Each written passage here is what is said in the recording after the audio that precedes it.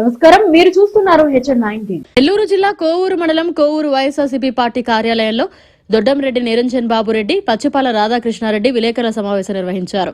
ఈ సందర్భంగా వారు మాట్లాడుతూ గుమ్మలదిబ్బ దగ్గర ఉన్న కలుజులు బ్రిడ్జి అవసరమని, నల్లపురెడ్డి ప్రసన్నకుమార్ రెడ్డి ప్రభుత్వంతో మాట్లాడి 2,45,00,000 రూపాయలు మంజూరు చేయడం జరిగిందని, 29వ తేదీ శంకుస్థాపన కూడా జరుగుతుందని, కానీ తెలుగుదేశం జనసేన కలిసి కలుజులకి రోడ్డుకి చిన్న చిన్న గోతుల్ని సర్దుపెట్టడం హాస్యాస్పదంగా ఉందని, 4 రోజుల్లో దీన్ని పూర్తి స్థాయిలో బ్రిడ్జి పనులు ప్రారంభించబోతున్నామని ఈ సందర్భంగా వారు మాట్లాడారు. ఈ కార్యక్రమంలో మండల అధ్యక్షుడు నలుబోల సుబ్బారెడ్డి, వైస్ ఎంపీపీ శివుని నరసింహులరెడ్డి, జిల్లా చేనేత విభాగ సభ్యులు పన్నెం సుధాకర్, కోఆప్షన్ సభ్యులు జుబేర్ బాషా, వార్డు మెంబర్ బెల్లంకొండ విజయ్, సచివాలయ మండల కన్వీనర్ కవరగిరి ప్రసాద్, ఎంపీటీసీ వేణు, రైతు విభాగ అధ్యక్షులు భీమతాటి శ్రీధర్, మండల కోశాధికారి మావులూరు వెంకటరమణారెడ్డి తదితరులు పాల్గొన్నారు. గతం నుంచి కూడా కలుగు మీద మనం బ్రిడ్జి కట్టాలని ప్రయత్నం జరుగుతూ ఉంది.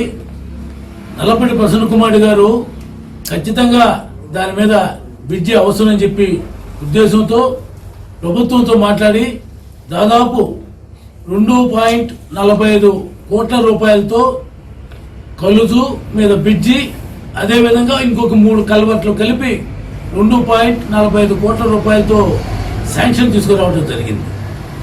అది 29వ తేదీ శంకుస్థాపన కూడా జరగబోతా ఉంది. ఈ సందర్భంలో ఈరోజు ఉదయం తెలుగుదేశం జనసేన వాళ్ళు కేవలం ప్రచారం కోసం అలా గుంటలుంటే ఆ గుంటలని పూడ్చడం జరుగుతూ ఉంది. ఇది 4 రోజులు తర్వాత బ్రిడ్జి పనులు ప్రారంభం జరుగుతాయి.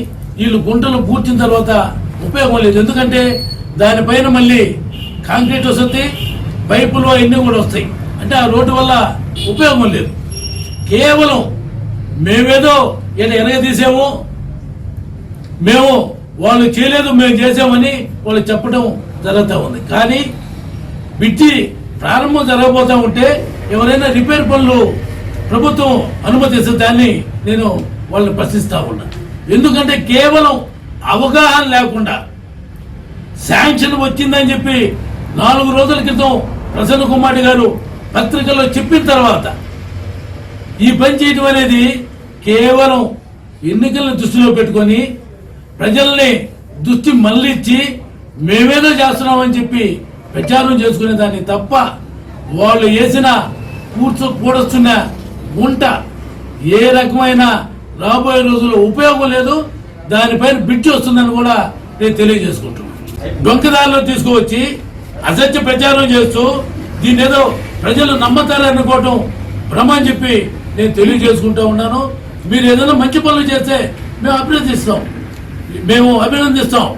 మీరు ఆ కార్యక్రమం లేదే, కేవలం ప్రచారం కోసం, కేవలం ప్రజల్ని మభ్యపెట్టేదాని కోసం, జగన్మోహన్ రెడ్డి మీద ప్రజలకుండే అభిమానానికి మీరు భయపడి నల్లపరెడ్డి ప్రసన్నకుమార్ గారు ఈ నియోజకవర్గంలో చేస్తున్న అభివృద్ధి కార్యక్రమాలు, సంక్షేమ కార్యక్రమాలు చూసి భయపడి మీరు ఏదో మసిపూసి మారేడుగా చేయాలంటే ఈయన ప్రజలు ఎవరు కూడా అమాయకులు లేరని కూడా నేను తెలియజేసుకుంటూ ఉన్నాను.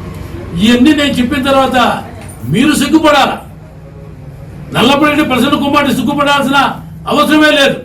మేము చేసిన సంక్షేమ కార్యక్రమాలు, మేము చేసిన అభివృద్ధి కార్యక్రమాలు కోవూరు నియోజకవర్గంలో ప్రతి ఇంటికి పోయి మీరు అర్హులై ఉండి మీకు ఏదైనా పథకం రాకపోతే చెప్పండి, ఖచ్చితంగా 7 అధికారులు వచ్చున్నారు, వాళ్ళ ద్వారా రెక్టిఫై చేయిస్తాం. లేదు మీరేమన్నా సరిదిద్దుకోవాలంటే తప్పకుండా సరిదిద్దుకుంటే ఆ పథకాలు వచ్చే ఏర్పాటు చేస్తామని చెప్పి చెప్పడం జరిగింది. మీ మాదిరి ఏదో మేము గ్రామాల్లో తిరుగుతున్నామని చెప్పి ఒక ఈదులో 10 మందితో పోయి ఒక ప్రెస్ మీట్ పెట్టేసి ఆడ గమ్ముకు వచ్చే పరిస్థితి లేదు.